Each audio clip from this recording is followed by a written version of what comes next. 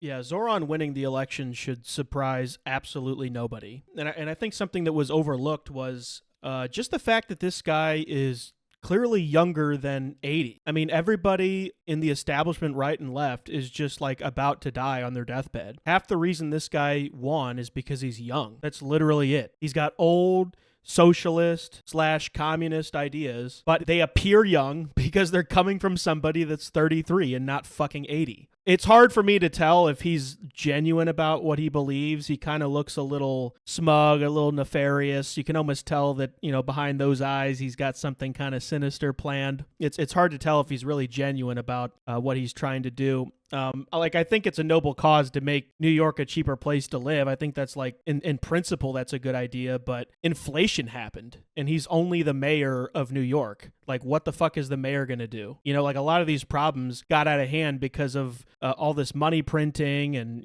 shipping all our jobs overseas over time and all this shit. It's just all these problems that are now a thing are a result of problems years ago that were never addressed. And it's not something that he's going to be able to fix. And I do think it's funny that he ran on, I think one of the things was free bus fares.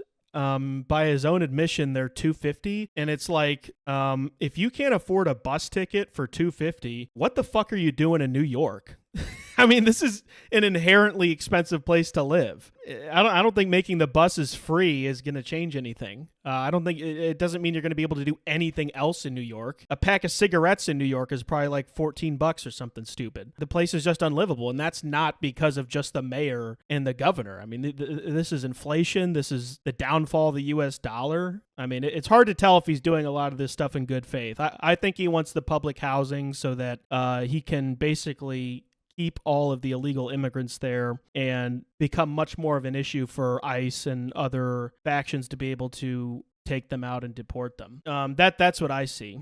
Like, he's in the most expensive city in the world, and he's talking about housing being a fundamental right. And it's like, you start to think about it, and it's like, does anybody have a right to live in New York City? And it's like, I don't know. I don't think so. I think if you don't have the money, you shouldn't be there. And not because you're a bad person and you're poor, so you shouldn't be allowed there. It's like, you literally don't have the means or the merit to be there. And I keep going back to it, but yeah, the dollar is fucked. Inflation happened. These are major problems that are outside of a mayor's control. Like my whole family's from New York. There's a reason I live in St. Louis and not New York City. It's because it's so fucking expensive. I don't have the means or the merit, to be there. I'm sure we'd all like to live in New York. But, and then the other thing too is like, okay, like if there's like public housing and you can live there and it's theoretically cheaper, it's like, who are your neighbors? Did they just put down the crack pipe last week? Are they still on the crack pipe? It's like, that's not a good standard of living per se, just because you could exist there. So I think people need to contextualize this properly and really kind of think about what the implications are.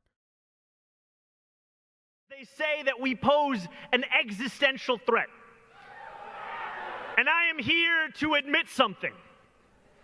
They are right.